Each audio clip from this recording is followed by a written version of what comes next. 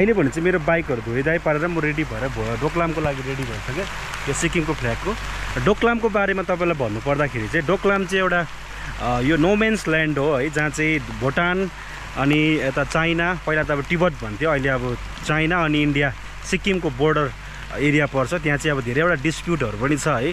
त्यहाँ गएर तपाईँलाई त्यो जुन चाहिँ डोक्लामको बारेमा धेरै अपडेटहरू पनि दिनेछु है। अहिले अब के कस्तो छ, अहिले सिक्किम गभर्मेन्टले या त सेन्ट्रल गभर्मेन्ट इन्डियाले चाहिँ रुट खुनेर अहिले त्यहाँ तपाईँको टुरिस्टको लागि पनि एउटा टुरिस्ट डेस्टिनेसन बनाउनु भएको छ भने अभियसली योपालि तपाईँहरूलाई गएर त्यहाँको अपडेटहरू दिनेछु है।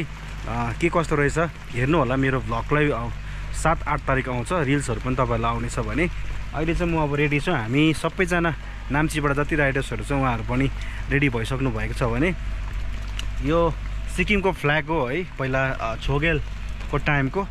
यो फ्ल्यागहरू धेरै मान्छेले खोजिरहनु भएको हुन्छ, धेरै राइडर्सहरूले है। यो चाहिँ हामीले राबोङलाबाट बनाएको हो है। एकजना हाम्रो भाइ हुनुहुन्छ, उहाँले हामीलाई हेल्प गर्नुभएको थियो बनाउनुमा। भाइले धेरै सहयोग गर्नुभएको छ।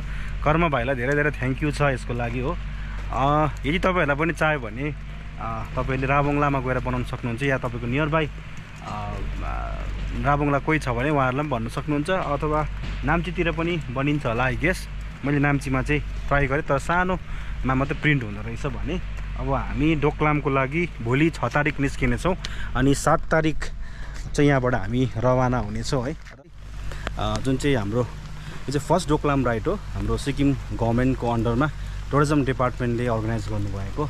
अनि हामी लगभग रेजिस्टर क्लबहरू 9वटा छ भने म चाहिँ एआरसीबाट जाँदैछु र हामी जम्मा 140देखि 200वटा बाइक चाहिँ हामी डोक्लाम जाँदैछौँ। र डोक्लामको अल्टिट्युड हेऱ्यो भने चाहिँ 4300 मिटर अनि 14100 या 200 अप्रोक्सिमेटली त्यति फिट चाहिँ रहेको छ सी लेभलदेखि। भने त्यहाँ माथि धेरैवटा जग्गामा कतिजनालाई चाहिँ सास फेर्नु पनि साह्रो पर्छ है। अनि डोक्लाम पुग्ने बित्तिकै त्यहाँ चाइनाको टाइमहरू पक्रिन्छ है। त्यस्तै प्रकारले यतापट्टि नथुलामा पनि त्यही प्रकारको छ है। कतिजना नथुलाहरू जानुभएको छ, तर डोक्लाम चाहिँ कोही जानु भएको छैन। डोक्लाममा जानु अलाउ छैन, त्यो हाइली सेक्युरिटी तपाईँको एकदम टाइट छ है। त्यो एकदम रेस्ट्रिक्टेड एरिया थियो र हामी फर्स्ट जाँदैछौँ।